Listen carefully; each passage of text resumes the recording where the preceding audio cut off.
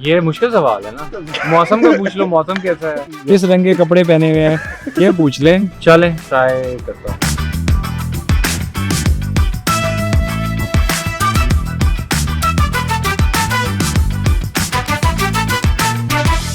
ये जो है ना टिपिकली जिस तरह से एक स्टोरी आप सुनेंगे अगर इस तरह की, तो उसमें ये होता है कि कॉम्प्रोमाइज़ बहुत होते हैं और बस ये होता है कि जी घर बच जाए, बच्चे बच जाएं, किसी ना किसी तरह जो है ना वो बस यही होता है कि बस जिस तरह की शादी है इसको चला लिया जाए।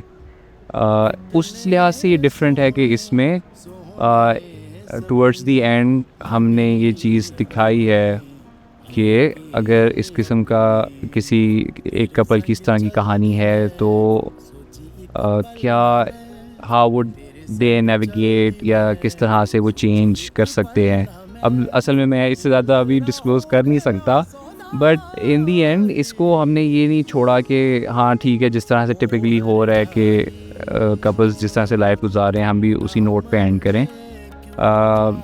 जो रियल लाइफ कैरेक्टर हैं उन्होंने भी ये जो सारी सिचुएशन थी उसको रियलाइज़ किया और फिर डिसाइड किया कि नहीं, इस तरह से ज़िंदगी नहीं गुजारी जा सकती।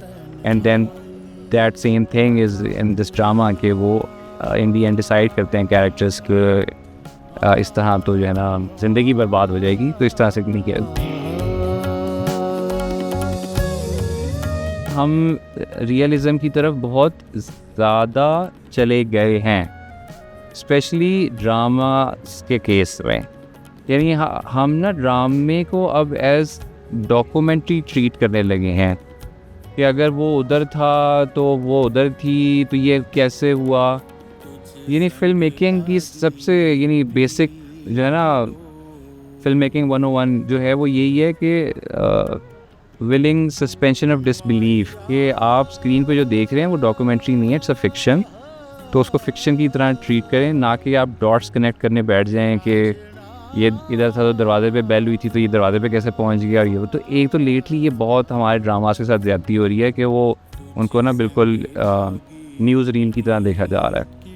अच्छा, सेकेंड ये कि थोड़े हद तक रियलिज़म यूँ अच्छा होता है कि आप एज अ व्यूअर आप कैरेक्टर के साथ कनेक्ट कर सकते हैं, तो वो रियलिज़म उतना तो आपको रखना ज़रूरी है। अगर आप बहुत फैंटिसाइज़ कर लेंगे तो ज़ाहिर है जो ऑडियंस आपकी है वो कनेक्ट नहीं कर सकती उनके साथ। अब रियलिज़म रखने का मेरा ये होता है कि आई ऑब्ज़र्व पीपल अराउंड मी, कि कौन बंदा कैसे बात कर रहा है, कैसे चल रहा है। किसी को भी हम अपने इर्द गिर्द देखते हैं तो ज़ाहिर है जब तक कैमरा बंद है या किसी को अगर नहीं पता वो कैमरे पे है तो वो दे वुड बिहेव डिफरेंटली, और जब कैमरा जैसे ऑन होता है तो जहाँ जहाँ मुझे लगता है कि हाँ अगर ये बात इस तरह ही कर रहा है तो ये इस तरह से नहीं बैठा होगा, ये ऐसे बैठा होगा, या अगर ये चलते हुए बात कर रहे हैं तो इसकी चाल ऐसी नहीं होगी क्योंकि बात कुछ और हो रही है, अभी ये रिलैक्स लग रहा है बट बात टेंस हो रही है। तो वो ऑब्जर्वेशन जहाँ जहाँ से मैं कुछ चीज़ें पिक कर सकता हूँ इर्द गिर्द, वहाँ से वो जो फिर याद भी रह जाएं। तो जब सीन शूट हो रहा होता है तो फिर मुझे याद आता है कि हाँ वो मैंने इस तरह का एक बंदा देखा था, वो इस तरह से बात कर रहा था, तो देन वो एक्टर के साथ डिस्कस कर लिया जाता है। But again I really like to mix reality with fantasy. कुछ सीन्स होते हैं जिनको मैं ज़बरदस्ती जानबूझ के डिस्कनेक्ट करता हूँ कहानी से, ताकि अगेन वही बात है कि आप डॉक्यूमेंट्री नहीं देख रहे तो देयर इज़ अ मार्जिन कि आप उसको फैंटेसाइज कर सकते हो।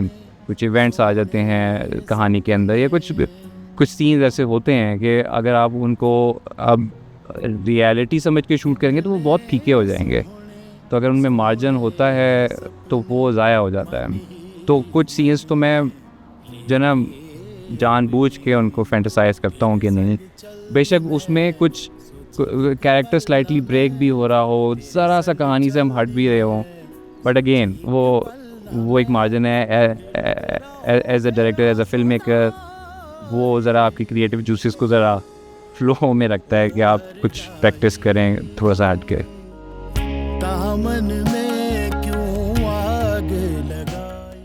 अच्छा, ये सिंस मैं पहली दफ़ा काम भी कर रहा हूँ और पहले ज़ाहिर है मेरा कुछ इस तरह से ग्रीन के साथ इंटरेक्शन भी नहीं था, एक चीज़ जो मैंने रियलाइज़ किया यहाँ पे, डायरेक्टर ने आपकी जो रिक्वायरमेंट्स हैं रिगार्डिंग लोकेशंस हो सकती हैं, एक्टर्स हो सकते हैं, वो कुछ भी हो सकते हैं, म्यूजिशियंस हो सकते हैं, उसकी ना बड़ी एक वैल्यू है। और वो मैं यूँ कह रहा हूँ कि जो मेरा जिस तरह एक्सपीरियंस है एज डायरेक्टर, तो उसमें ये होता है कि वो एक उन्होंने सेट कर लिया कि अच्छा जी ये बजट है, ये लोग हैं जिनके साथ हम काम करेंगे। अब अगर आप कोई और चीज़ की बात करेंगे तो दे माइट फोर्स यू कि नहीं ये बजट में नहीं आ रहा, या ये इसने हमारे फला प्रोजेक्ट्स किए हैं तो आप इससे बात कर लें। यहाँ पे ये है ग्रीन में आई वॉज प्लेजेंटली सरप्राइज्ड कि आपने कहा कि नहीं ये मुझे लोकेशन चाहिए, तो वो आपको मिल जाएगी।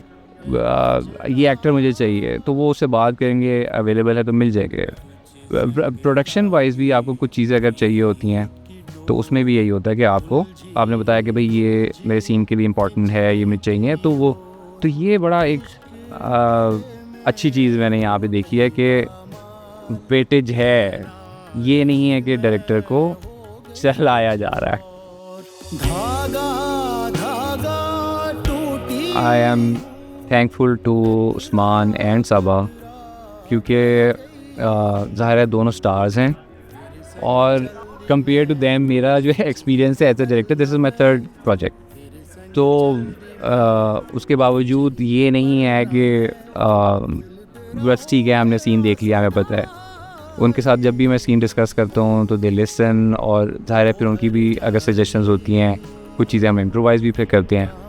तो अगेन ना सिर्फ सबा और उस्मान बल्कि जो बाकी की भी कास्ट है हमारी, और यानी मैं बता नहीं सकता कि ये जो प्रोजेक्ट है कास्ट वाइज ये कितना सुकून में है प्रोजेक्ट।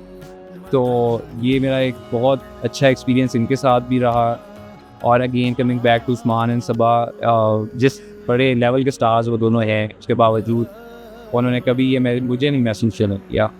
हमेशा आके पूछना आगे क्या करना है, कैसे करना है, ये कर सकते हैं या नहीं कर सकते। तो again I am thankful to Usman Mukhtar, Saba Qamar, और जितनी भी हमारी कास्ट है, इन सब का बड़ा शुक्रगुजार। इश्क तेरे में हो गई पामाल, मैं ना रही मैं हो गई कुछ और।